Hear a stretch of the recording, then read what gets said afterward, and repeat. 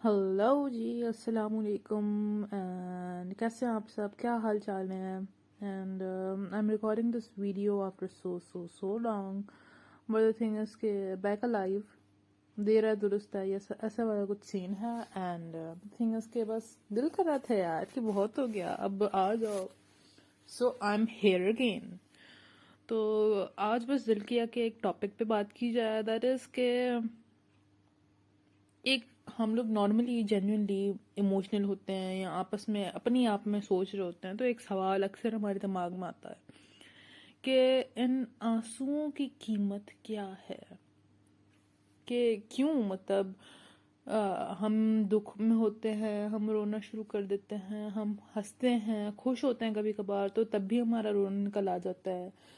गुस्से में जब हम पैनिक हो जाते हैं तब भी हम रोना स्टार्ट कर देते हैं। So why this is happening and what it is suppose to be. तो उस पर एक बार मेरा कुछ था इमोशनल समथिंग लाइक दैट, पर द थिंग इज के एक ऑब्जर्वेशन थी मेरी through all time I had in my life, that was के क्यों, मतलब इस चीज का है क्या, मतलब क्यों है ये चीज।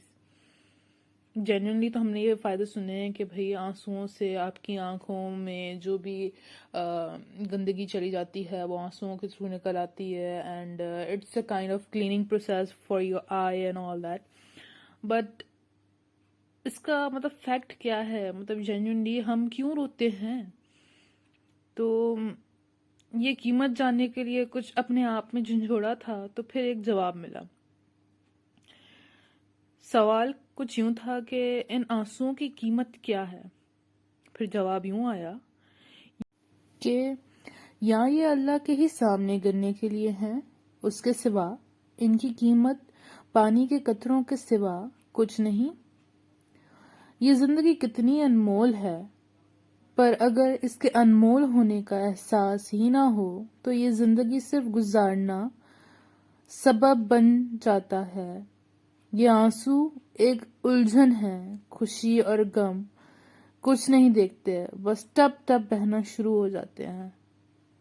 तो असल चीज जो इस चीज से हमें मालूम होती है कि दुनिया के किसी भी फर्द के सामने आप जितना ही चाहे क्यों ना रो लें, लेकिन उस जात के सामने जब आप रोते हैं, जब ये आंसू तब गिरते हैं, दुनिया की कोई ऐसी चीज नहीं है जो उसके लिए इतनी इफेक्टिव हो अपार्ट फ्रॉम दैट सिचुएशन। जब आप अल्लाह के सामने रोते हो तो सबसे इम्पोर्टेंट के एक रिलैक्सेशन होती है आपके अंदर, आप सेटिस्फाई होते हो कि okay just leave it all, कुछ और नहीं तो मेरा रब मेरे साथ है और जो भी मुश्किल होगी आसान हो जाएगी, जैसे भी एंड ऑल दैट। तो इंसान वैसे भी नाजुक है, कमजोर है, और ऐसा ही अल्लाह ने उसे बनाया है। अगर वो कमजोर है, नाजुक है, ये उसकी कमजोरी नहीं है, it is a thing, it is the quality ही और she is pertaining. But the thing is के अक्सर आपको ये भी कहा जाता है कि रो रहे हो, अरे लड़के हो तुम रो रहे हो, और लड़कियां तुम तो रोती रहती हो, एंड समथिंग लाइक दैट। ये एक स्टीरियोटाइप हमारे सोसाइटी में बना दिए गए हैं। पर द थिंग इज के it's kind of very wrong thing, पर हम कुछ कर नहीं सकते क्योंकि जितने लोग उतनी बातें। सो द थिंग इज के इन आंसुओं की कीमत ये आंसू देने वाला, ये खुदा जिसने हमें बनाया है, जिसने इतनी ज्यादा चीजें दी हैं कि हम उन चीजों की नेमतों का शुक्र करना भूल जाते हैं और छोटी छोटी उलझनों में फंस कर रोना शुरू हो जाते हैं। खुद को आजमाते हैं और उसको भी आजमाते हैं और उलझनों में ही उलझे रहते हैं।